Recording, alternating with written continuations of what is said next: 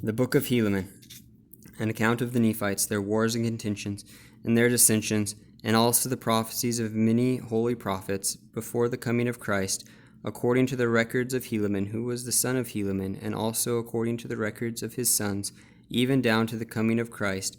And also many of the Lamanites are converted, an account of their conversion, an account of the righteousness of the Lamanites, and the wickedness and abominations of the Nephites, according to the record of Helaman and his sons, even down to the coming of Christ, which is called the Book of Helaman. Chapter 1. Pehoran II becomes chief judge and is murdered by Kishkumen. Pecumeni fills the judgment seat. Coriantumr leads the Lamanite armies, takes Zarahemla, and slays Pecumeni.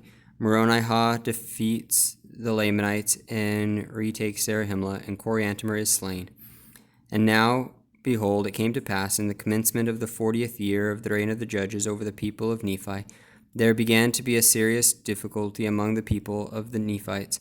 For behold, Pehoran had died, and gone the way of all the earth. Therefore there began to be a serious contention concerning who should have the judgment seat among the brethren, who were the sons of Pehoran. Now these are the names who did contend for the judgment seat, who did also cause the people to contend: Pehoran, Pianchi, and Pecumeni. Now these are not all the sons of Pehoran, for he had many, but these are they who did contend for the judgment seat. Therefore they did cause 3 divisions among the people. Nevertheless it came to pass that Pehoran was appointed by the voice of the people to be chief judge and a governor over the people of Nephi. And it came to pass that Pecumeni, when he saw that he could not obtain the judgment seat, he did unite with the voice of the people. But behold, Pianchi and that part of the people that were desirous that he should be their governor was exceedingly wroth. Therefore he was about to flatter away those people to rise up in rebellion against their brethren. And it came to pass, as he was about to do this, behold, he was taken and was tried according to the voice of the people, and condemned unto death, for he had raised up in rebellion and sought to destroy the liberty of the people. Now when those people who were desirous that he should be their governor saw that he was condemned unto death, therefore they were angry, and behold, they sent forth one Kishkumen, even to the judgment seat of Pehoran, and murdered Pehoran as he sat upon the judgment seat.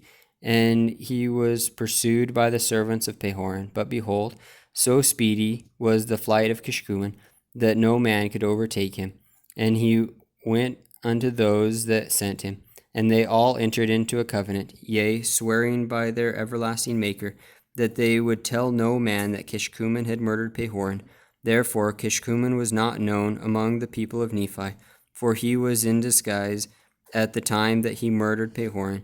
And Kishkumen and his band, who had covenanted with him, did mingle themselves among the people, in a manner that they all could not be found. But as many as were found were condemned unto death. And now behold, Pecumeni was appointed, according to the voice of the people, to be a chief judge and a governor over the people, to reign in the stead of his brother Pehoran. And it was according to his right. And all this was done in the 40th year of the reign of the judges. And it had an end. And it came to pass in the 41st year of the reign of the judges, that the Lamanites had gathered together an innumerable army of men, and armed them with swords, and with scimitars, and with bows, and with arrows, and with head plates, and with breastplates, and with all manner of shields of every kind. And they came down again, that they might pitch battle against the Nephites. And they were led by a man whose name was Coriantumr, and he was a descendant of Zarahemla, and he was a dissenter from among the Nephites, and he was a large and a mighty man. Therefore the king of the Lamanites, whose name was Tubaloth, who was the son of Ammoron, supposing that Coriantumr, being a mighty man, could stand against the Nephites with his strength, and also with his great wisdom, insomuch that by sending him forth he should gain power over the Nephites. Therefore he did stir them up to anger, and he did gather together his armies, And he did appoint Coriantumr to be their leader, and he did cause that they should march down to the land of Zarahemla to battle against the Nephites. And it came to pass that because of so much contention and so much difficulty in the government, that they had not kept sufficient guards in the land of Zarahemla, for they had supposed that the Lamanites durst not come into the heart of their land to attack that great city Zarahemla. But it came to pass that Coriantumr did march forth at the head of his numerous host, and came upon the inhabitants of the city, and their march was with such exceedingly great speed that there was no time for the Nephites to gather together their armies. Therefore Coriantumr did cut down the watch by the entrance of the city, and did march forth with his whole army into the city, and they did slay every one who did oppose them, insomuch that they did take possession of the whole city. And it came to pass that Pecumni, who was the chief judge, did flee before Coriantumr, even to the walls of the city. And it came to pass that Coriantumr did smite him against the wall, insomuch that he died. And thus ended the days of Pecumni. And now when Coriantumr saw that he was in possession of the city of Zarahemla, and saw that the Nephites had fled before them, and were slain, and were taken, and were cast into prison, and that he had obtained the possession of their strongest hold in all the land, his heart took courage, insomuch that he was about to go forth against all the land.